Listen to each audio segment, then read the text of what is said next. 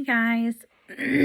so I'm making this video today to tell you guys a little bit about our history.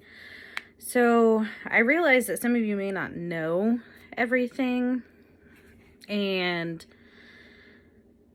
to be honest, not a lot of people know. It's not something that we've openly talked about. So I guess we'll just start at the beginning. I think I was 21. It's been so long now that I don't know if it's just that I don't want to remember how long it's been, or if it's just been so long and I'm so old that, it happens. But so we started trying. It took us about 2 years to get pregnant the first time, and you can see my cat. So they'll be in the videos. There's 4 of them running around. But so we got pregnant the first time.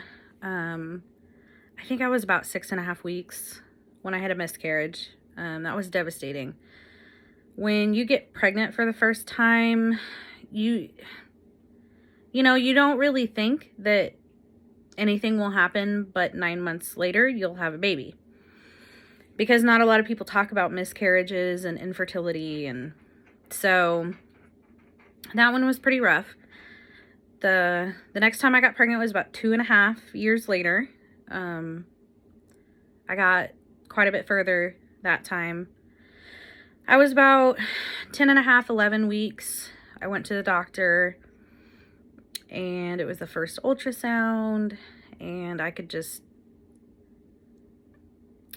tell by the ultrasound that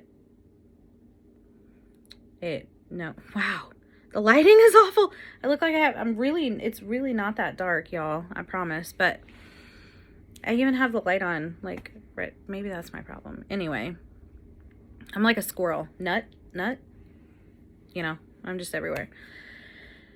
But anyway, I was about 10.5 weeks, and we did the ultrasound, and I could tell. I could just tell. And she didn't say anything at first, and I knew. And so that one was that one. I did not have a, what are those called? What do they call those? Anyway, DNC. I did not have one.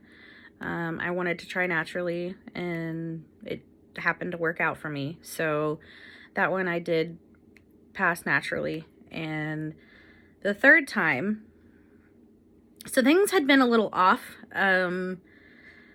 It took about another 2.5 years, 3 years to get pregnant again. Now, this was back in 2018 was the most recent. And so, the month before, I had, like, all the signs of being pregnant, like, every single one of them. Sore, everything, just everything. And then I had my period. And I thought, okay, well, then it wasn't. And about 2 weeks after my period, I had some brown spotting, and that's very odd for me. I don't spot, and so I thought that was a little weird. And then about another 2 weeks later, I was just really confused. Like, I felt kind of pregnant, but not really, but I don't know. It's hard to explain. And so I took another pregnancy test, and it was positive.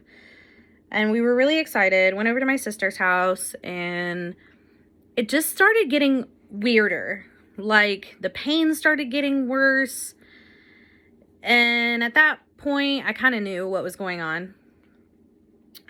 So I just said, Roger, just let's go home. And my sister lives in Excelsior, and we were going through Holt. And we got to the bridge that was over 35, and I was like, babe, you gotta go. Like, this is too painful. Something's wrong. I know what it is. We gotta go. And so it was an ectopic, and I had emergency surgery. It had burst. I was bleeding, on I was bleeding internally, and it was a mess. And so, and that was on April Fool's, of course. And so that was April 1st of 2018. So that's been 3 years. Yeah, 3 years, if I can count. It was 3 years. So that's kind of been our journey so far, and it has been rough. I have, those of you that don't know a lot about me, I have 7 sisters and a little brother. There's 8 of us, 7 girls, and the very last one is a boy. He's our BB brother. He's 15, almost 16 years younger than me. He just graduated high school last year. And so, you know, in the time from when Roger and I started trying to have a family until now, you know, 1, 2, 3, 4 of my sisters have had kids, and that's been rough. 3 younger sisters, have had kids, and it was really, really extremely hard at the beginning. There's been a lot of days where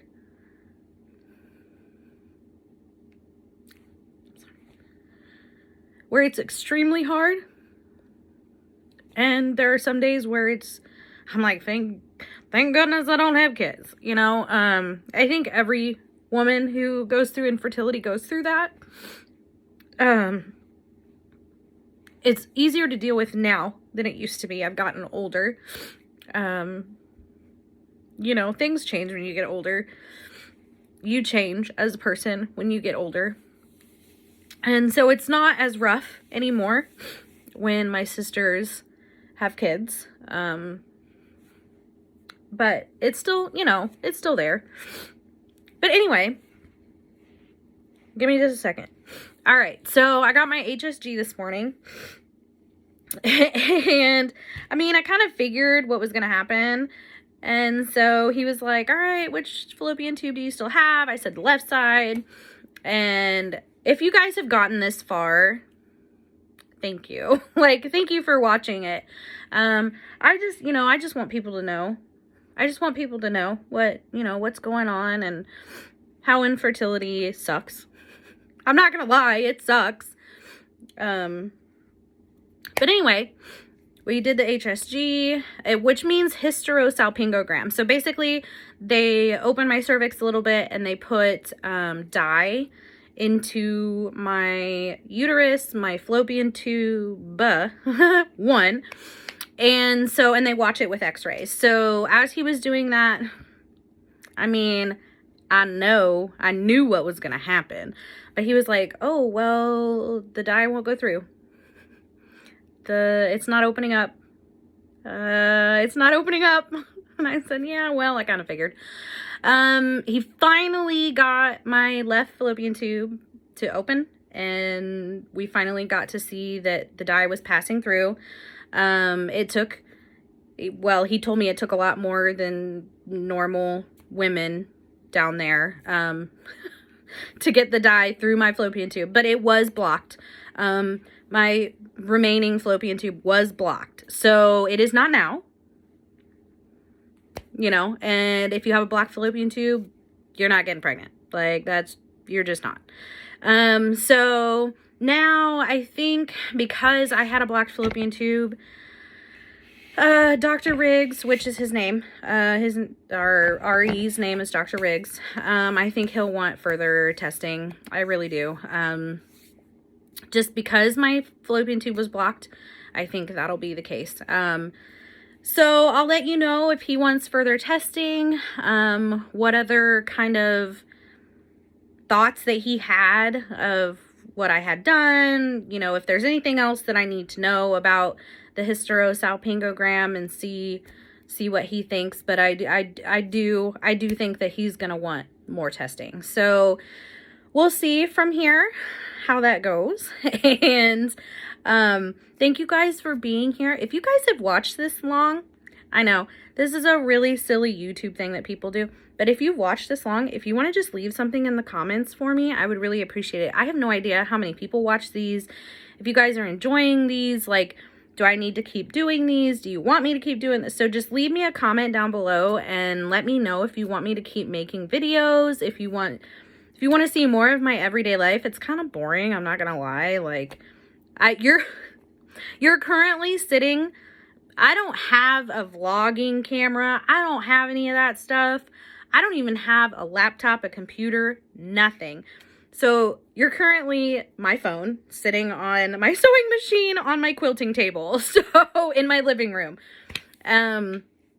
So, you know, if you guys want more of these, I don't mind doing these. Like, I mean, if anybody knows me, like, I'm, you know, you guys know. I don't mind making these videos for you. I feel completely comfortable doing it. And if you guys want to know anything, just ask me some questions. Like, I won't be scared to answer them. So, thank you guys for being here. Leave me some comments down below. Let me know if you guys want me to keep doing these. And I'll see you guys later. Bye.